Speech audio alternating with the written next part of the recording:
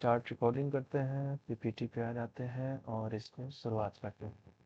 सो नमस्कार साथियों, शिक्षा शास्त्र की एक और क्लास में आप सभी का स्वागत करता हूं। मेरा नाम है अनिकेत। चैनल को ज़्यादा से ज़्यादा शेयर, सब्सक्राइब, लाइक करें और इस पर, क्योंकि शिक्षा शास्त्र विषय से जुड़ा हर टॉपिक आपको मिलेगा, चाहे जिस लेवल का हो। अगर कोई टॉपिक आपको नहीं समझ में आ रहा है तो कमेंट कर दें, या किसी टॉपिक पे प्रॉपर डिटेल में मैटर चाहिए देन कमेंट कर दें। आपको मैटर प्रोवाइड करा दिया जाएगा, उस पर वीडियो बना दी जाएगी और साथ में उसका टेलीग्राम चैनल बायो में लिंक दिया है, जुड़ जाइए तो वहाँ पे आपको पीडीएफ भी मिल जाएगा।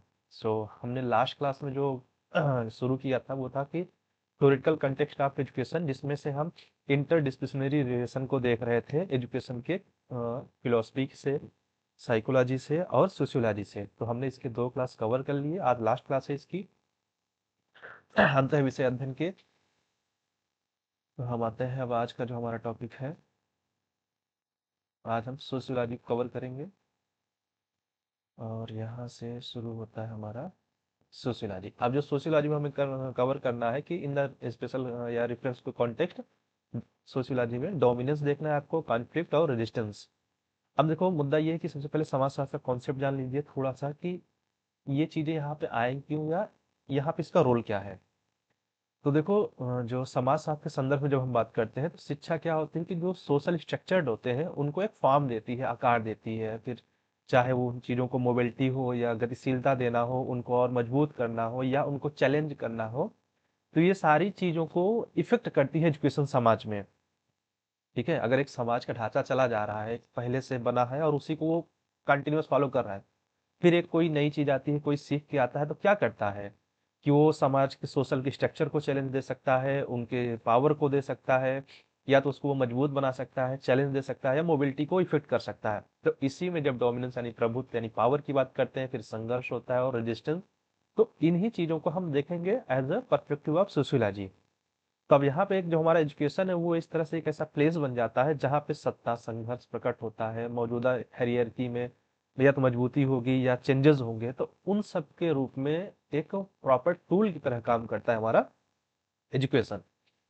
तो अब देखो, इसको सिंपल लाइन में अगर बताया जाए तो शिक्षा जो समाज में गहराई से जुड़ी हुई है, और ये समाज शास्त्र या सोशियोलॉजी यह समझने में मदद करती है कि पावर या असमानता या सोशल ग्रुप्स या कल्चरल पैटर्न एजुकेशनल प्रोसेस को कैसे आकार देता है। देखो, ऐसा नहीं कि शिक्षा ही इन चीजों को प्रभावित करती है, शिक्षा भी इन दिन इफेक्टेड होती है। जैसे अगर आप किसी साथी के साथ रहते हैं, इसका बहुत बेसिक एग्जांपल है कि आप दो दोस्त हैं, तो कुछ आदतें उसकी भी हैं, कुछ आदतें आपकी भी हैं।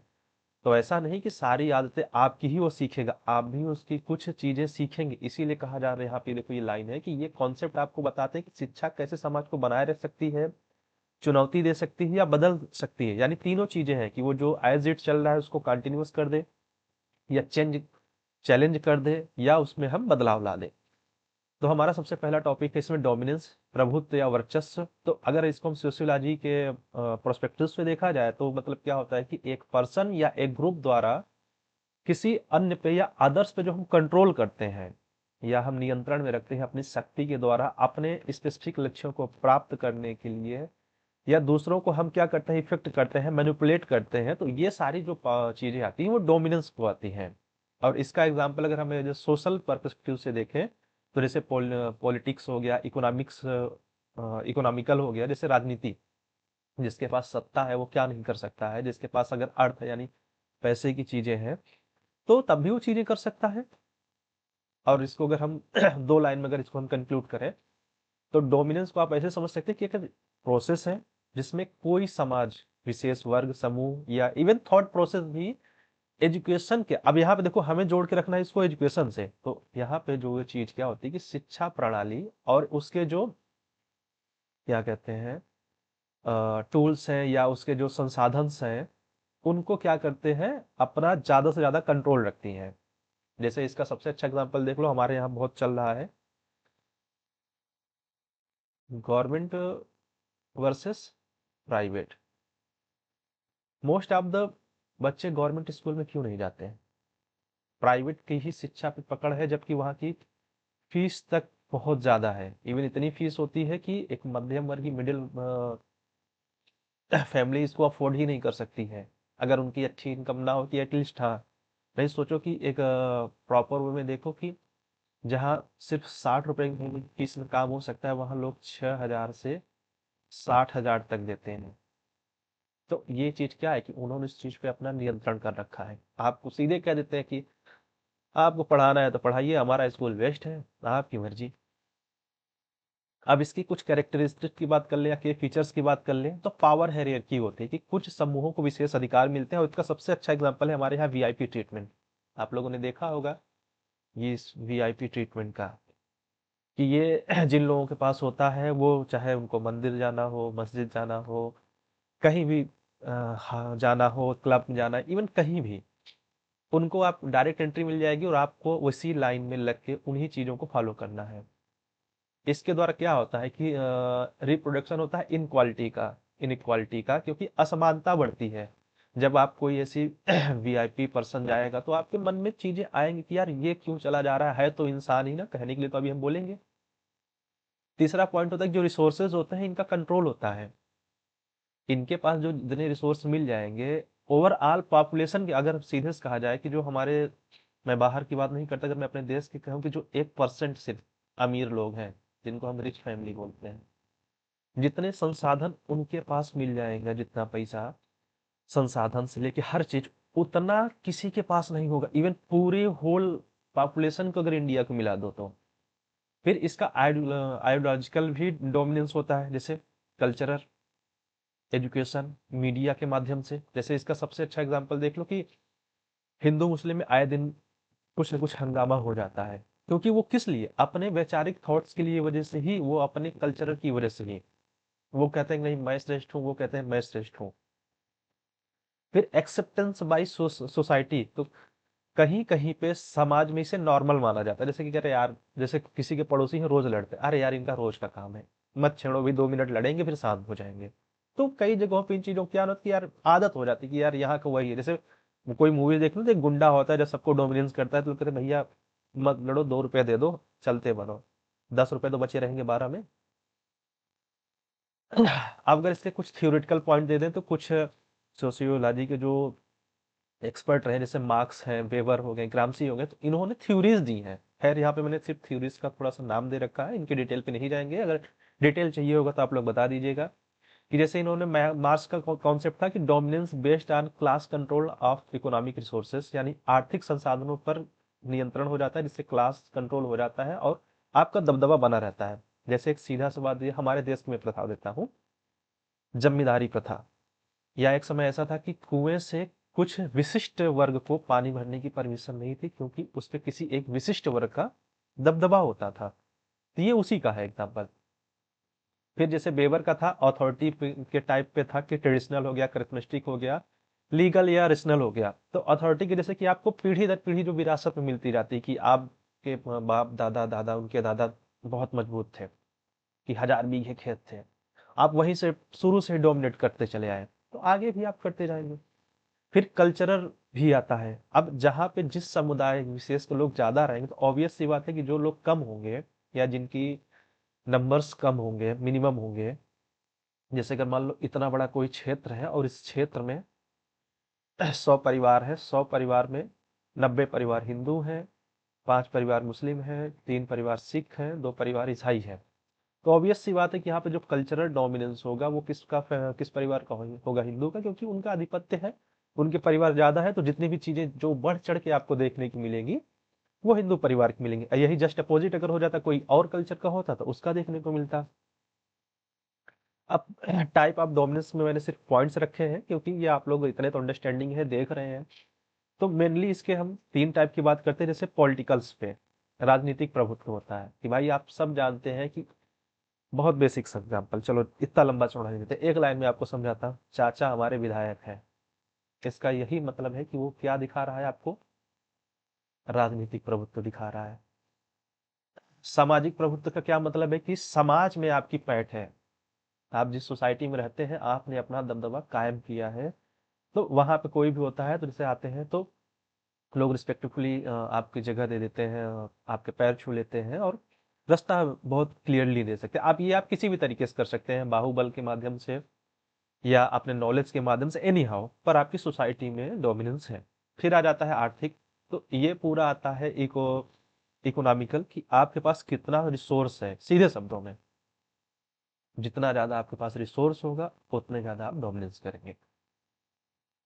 अब इसके कुछ एग्जांपल दे देते हैं। सबसे हम पूरे एग्जांपल यही के रखे हैं। जैसे अगर हम बात बात करें तो अभी भी कुछ गांवों में उच्च जातियों का प्रभुत्व है, मतलब जो होता है कि अपर कास्ट डोमिनेंस करता है।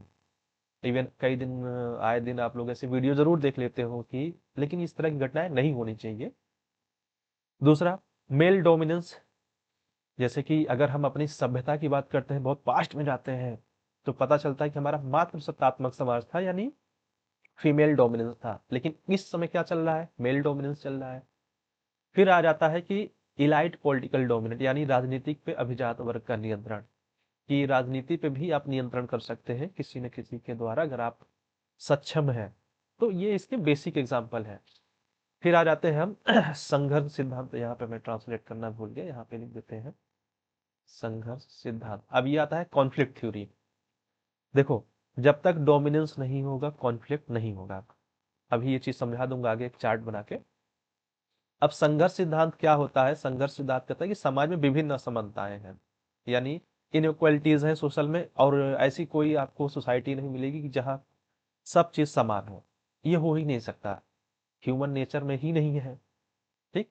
तो समाज में असमानताएं हैं, उससे क्या होता है कि संघर्ष होता है, जो कि पावर्स को लेके हो सकता है, रिसोर्सेस के लिए हो सकता है, सोसाइटी में आपकी स्थिति क्या है, आप कहाँ पे स्थित है, इन चीजों को लेके। यह क्या करता है कि ग्रुप में कम वो कर देता है, क्या कहते हैं, कंपटीशन को बढ़ा देता है। और ये जो ज्यादातर चीजें जब होती हैं कि प्रभुत्व और अधीनता के संदर्भ के मुद्दों को तैयार करता है। ये क्या करता है कि एक तरह से एक चीज बता दूं इनको शार्ट में, कॉन्फ्लिक्ट होना जरूरी है, क्योंकि अगर कॉन्फ्लिक्ट नहीं होगा तो सामाजिक जो बदलाव होता है, परिवर्तन होता है, उसके आने के कोई चांस ही नहीं है। क्योंकि अगर आप जैसे प्रभुत्व में जी रहे हैं, यानी किसी के डोमिनेंस में जी रहे हैं, और आप उस चीज को कंटिन्यूअस लिए चले जा रहे हैं, तो ऑब्वियस सी बात है आपने कभी संघर्ष ही नहीं किया। और जब आपने संघर्ष ही नहीं किया तो बदलाव होगा ही नहीं। क्लियर है? इसको भी हम थोड़ा दो लाइन में समेटते हैं। तो अगर हम कॉन्फ्लिक्ट कहा जाए तो conflict is a social process which individuals or groups struggle over scarce resources values or power. अगर कहा जाए तो संघर्ष एक सामाजिक प्रक्रिया है जिसमें क्या होता है कि व्यक्ति या समूह समिति संसाधनों, मूल्यों या सत्ता के लिए प्रतिस्पर्धा या टकराव करते हैं। या तो वो कंपटीशन करेंगे, जैसे होता है ना कि अगर हम, चलो एजुकेशन के लिए टर्म लेते हैं कि दो क्लास में चार लड़के हैं जो हर बार अच्छा स्कोर करते हैं। अगर 4 नंबर का टेस्ट है तो हर बार 4 पाएंगे। तो उनमें ये होता है कि मैं और ऐसा क्या कर दूं। ठीक है, या हो सकता है कि एक लड़का है कि जो 3 नंबर ही पा रहा है, वो आगे आना चाहता है। तो यहीं से कॉन्फ्लिक्ट शुरू होता है। तो ये तो एजुकेशनल हो गया, लेकिन सोसाइटी में आपके लिए इन चीजों के लिए हो सकता है कि किसी पर्सन के लिए, किसी रूल्स के लिए, रेगुलेशंस के लिए, रिसोर्सेस के लिए, वैल्यूज के लिए, पावर के लिए भी आप लड़ सकते हैं। अब इसकी अगर हम मुख्य बातों की बात करें तो कंपटीशन इसकी वजह से होता है। अब वो कंपटीशन शक्ति के लिए, पावर के लिए भी हो सकता है, रिसोर्सेस के लिए भी हो सकता है, एनी हाउ कंपटीशन हो सकता है। अगर आपके हितों का कोई नहीं, मतलब आपके जो चीजें मिलनी चाहिए वो नहीं मिल रहे, तो उसके लिए भी आप कर सकते हैं। जैसे अभी कुछ दिन पहले इलाहाबाद विश्वविद्यालय में लड़के आंदोलन किए थे, उनका कुछ मुद्दा था। तो उन्हें लग रहा था कि वो चीजें नहीं मिल रही, तो उन्होंने किया, अपना प्रोटेस्ट किया, अपना संघर्ष किया।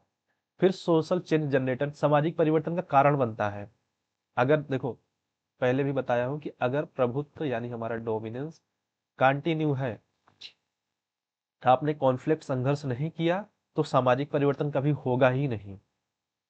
फिर ये जो संघर्ष होता है मे बी वायलेंट भी हो सकता है, नॉन वायलेंट भी हो सकता है। जैसे अगर वायलेंट की, नॉन वायलेंट की बात करें तो हम आजादी के टाइम को उठा लो तो महात्मा गांधी थे, वो अहिंसक थे, अहिंसा के पुजारी को लेकर चल रहे थे। लेकिन कई हमारे ऐसे क्रांतिकारी थे, हमारे ऐसे देशभक्त थे कि जो हिंसा का सहारा लेके अपना लक्ष्य पाना चाहते थे। दोनों अपनी अपनी जगह पे सही थे। और ये विजुअल भी हो सकता है और लेटेंट भी हो सकता है। मतलब कई बार होता है ना कि लोग प्रत्यक्ष रूप से दिखाते हैं कि हाँ मुझे ये चीज चाहिए, मुझे इस चीज से दिक्कत है। कई बार क्या होता है कि वो पर्दे के पीछे हो जाते हैं, यानी वो छिपे रहते हैं, लेकिन काम वो तब भी उस चीज के लिए करते रहते हैं। तो इसीलिए विजुअल और लेटेंट दोनों हो सकता है। अब इसी तरह यहाँ पे संघर्ष के भी कुछ सिद्धांत हैं। जैसे कार्ल मार्क्स का है पूंजीपति बनाम सर्वहारा वर्ग के बीच संघर्ष। पूंजीपति का मतलब ये है कि एक ऐसा वर्ग, या कह सकते हैं कि ऐसी सोसाइटी जिसके पास ढेर सारा पैसा है, मतलब आर्थिक रूप से वो बहुत सुदृढ़ है, मजबूत है। सर्वहारा वर्ग वो है जिसमें सभी लोग आ जाते हैं, कि जिसमें एक सामान्य परिवार चलता है। तो इनके बीच हमेशा द्वंद्व होता है कि यार उनके पास पैसा है, क्यों है, कैसे है, तमाम चीजें। लुईस कोसर का अगर कहा जाए तो संघर्ष सामाजिक एकता को मजबूत करता है। क्योंकि अगर ऐसे समझ लो कि अगर चार लोगों का लक्ष्य सेम है, तो नो डाउट वो यूनाइट होंगे। चारों के लक्ष्य अलग अलग है तो नहीं हो सकते, पर अगर सेम है तो वो यूनाइट होंगे। और जब ये यूनाइट होंगे तो जाहिर सी बात है कि उनमें यूनिटी बढ़ेगी। और अगर हम रॉल्फ की बात करें तो सभी संगठनों में अधिकार आधारित संघर्ष होता है। क्योंकि जितनी भी अथॉरिटी होती हैं वो अपने राइट्स को पाना चाहते हैं, इसके लिए भी कॉन्फ्लिक्ट करते हैं। जैसे अगर समझ लो एक एग्जांपल कॉर्पोरेट दुनिया का, कि आप एक जॉब कर रहे हैं जिसकी टाइमिंग 10 से 4 है, क्लियर है, आप डेली 10 बजे आते हैं और 4 बजे आना होता है। लेकिन अगर आपका बॉस या आपका सीनियर जो होता है कि नहीं आज तुम 5 बजे तक करोगे, एक आध बार हो सकता है आप कर सकते हैं, सुन लें। लेकिन अगर वो बार बार करने लगे तो पता चला कि 1 घंटे का मुझसे ओवर टाइम ले रहा है, पैसा भी देगा, तो यहाँ पे ये आपका राइट है ना कि 10 से 4 की मेरा टाइम था, मैंने काम किया, मैं जा रहा हूँ। फिर वेबर का है कि ये कॉन्फ्लिक्ट किसी क्लास के लिए भी हो सकता है, स्टेटस के लिए भी हो सकता है, पार्टी के लिए भी हो सकता है। तो ये मेनली संघर्ष के सिद्धांत है। अब प्रकार भी देख लो, क्लास के लिए हो सकता है यानी वर्ग सिद्धांत, कास्ट के बेस पे हो ही रहा है, इसमें कुछ बदला नहीं अभी तक। जेंडर बेस भी हो सकता है, लड़कियों को लगता है कि लड़कों को ज्यादा सुविधाएं मिल रहे हैं, लड़कों को लग रहा है कि लड़कियों को ज्यादा मिल रहा है। अब पॉलिटिकल दो पारस्परिक विचारधाराएं हैं, जैसे हमारे यहाँ देख लो बीजेपी अपनी अलग लेके चलती है, सपा अलग लेके चलता है, कांग्रेस अलग लेके चलता है। तो ये सब कुछ बेसिक एग्जाम्पल है, सॉरी प्रकार है संघर्ष के। अब जैसे इसका एग्जाम्पल दे देता हूँ कि फार्मर वर्सेस लैंडलॉर्ड। अब इसमें क्या है कि किसान है जो खेती करता है, लैंडलॉर्ड जमीन अगर कब्जा कर लिया, एनी हाउ उनसे ले लिया और खेती करने नहीं देगा तो आदमी कहाँ जाएगा, संघर्ष की स्थिति होगी ना। वर्कर स्ट्राइक बहुत कॉमन चीज है, कि फैक्ट्री में अगर उनको टाइम से उनकी सैलरी नहीं मिल रही, जो उनके बोनस है वो नहीं मिल रहे हैं, तो वो स्ट्राइक करेंगे ही। और कई बार कास्ट बेस्ड पॉलिटिकल मोबिलाइजेशन भी होता है, जाति आधारित भी होता है। जैसे हमारे यहाँ जय भीम और सिख समुदाय में, मुझे ध्यान नहीं आ रहा है, तो लोग क्या करते हैं कि अपने हक के लिए लड़ते हैं। और लड़ना भी चाहिए, अगर आप किसी भी चीज के लिए सही हैं तो जरूर लड़े, लेकिन अगर आप गलत दिशा में जा रहे हैं तो वहां प्रयास नहीं करना चाहिए। अब आ जाता है रेजिस्टेंस, सॉरी प्रतिरोध। तो देखो सबसे पहले यहाँ पे एक चीज फिर समझा देता हूँ, प्रभुत्व डोमिनेंस कर रहे थे आप लोगों को, उसकी वजह से क्या आया, संघर्ष यानी कॉन्फ्लिक्ट। एक सेकेंड। और जब संघर्ष करेंगे तो क्या करेंगे, आप प्रतिरोध करेंगे। ऐसा थोड़ी कि आप ये कह देंगे कि अरे नहीं भैया हम तुम्हारे साथ है, तुम संघर्ष करो, नहीं, उसके लिए लड़ना पड़ता है। अब प्रतिरोध क्या होता है ये समझ लीजिए, कि किसी व्यक्ति के साथ या समूह में या कोई पावरफुल पर्सन किसी प्रकार का उत्पीड़न या शोषण या विरोध को चुनौती दे रहा है, मतलब कोई एक सीधे शब्दों में कोई एक ऐसी चीज जो गलत है और आपके साथ हो रही, आप उसका क्या करते हैं, प्रतिरोध करते हैं। एक सिंपल लाइन में इसको समझ लो।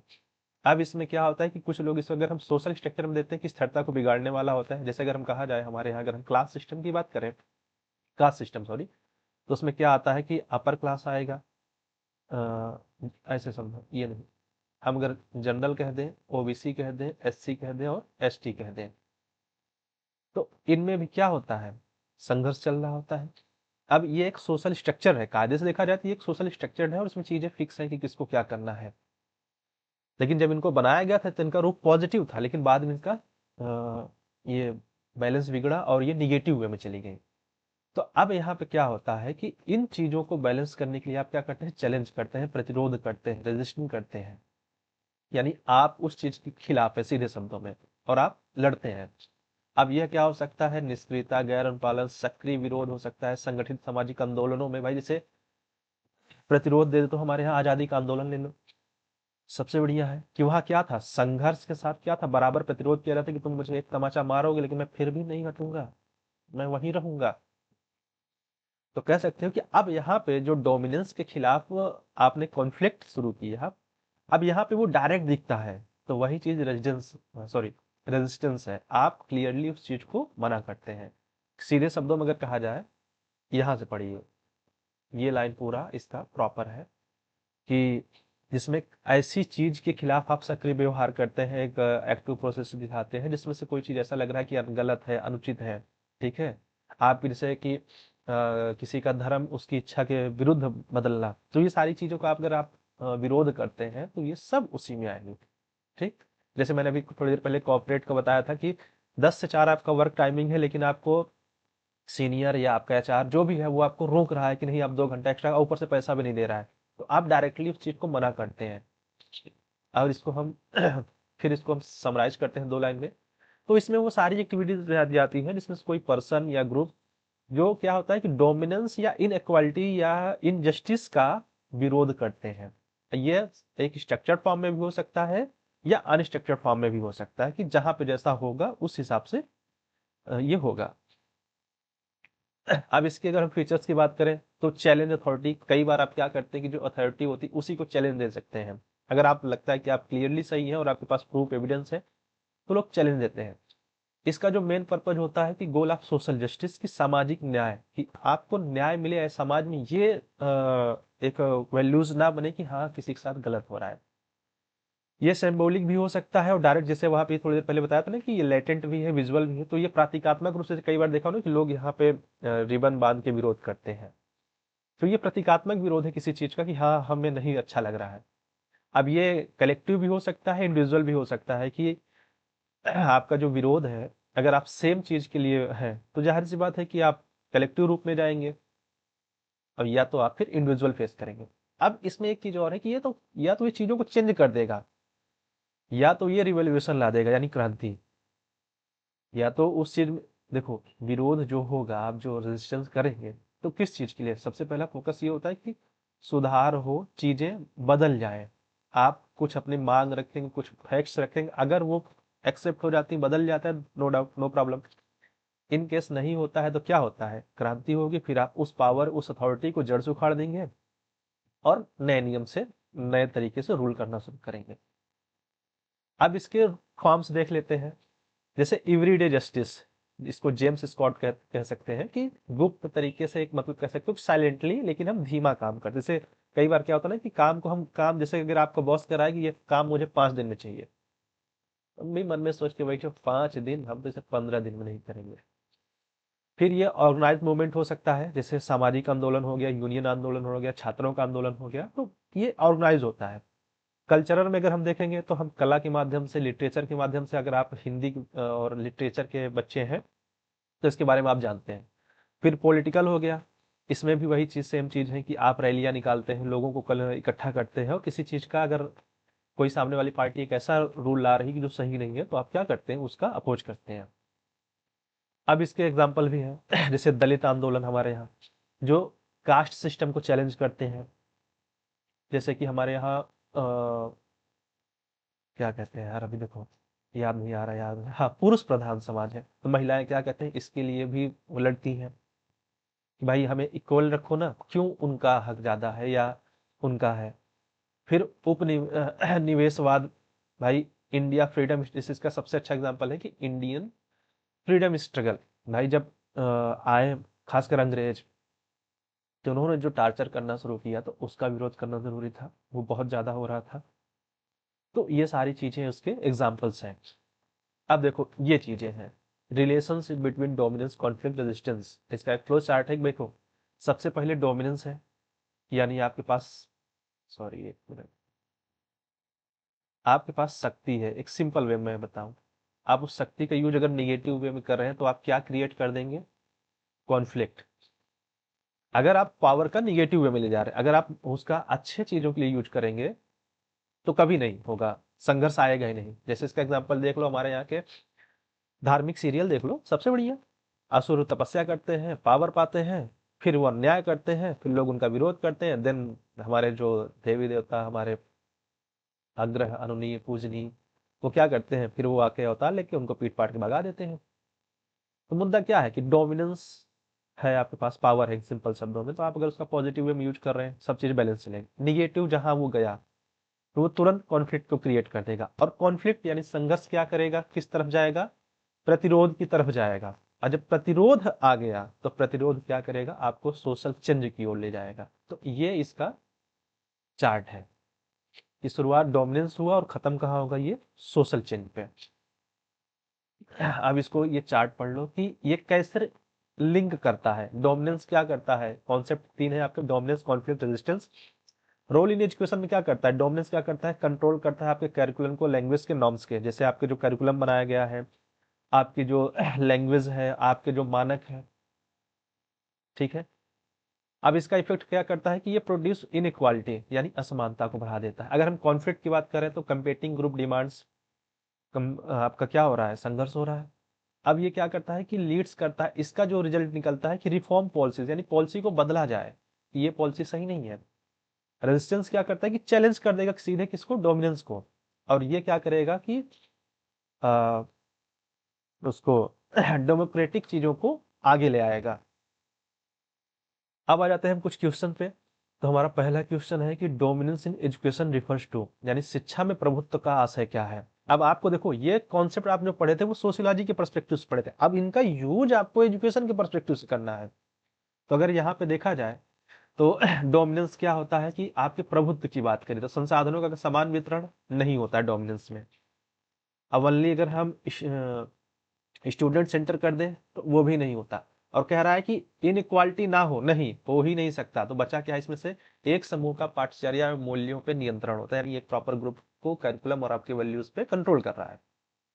कॉन्फ्लिक्ट थ्योरी मेनली फोकस, अगर हम संघर्ष सिद्धांत की बात करें तो क्या किस चीज पे केंद्रित करती है, सामाजिक सामंजस्य नहीं, हार्मनी तो नहीं बनाती, पहले इसको बाहर कर दो।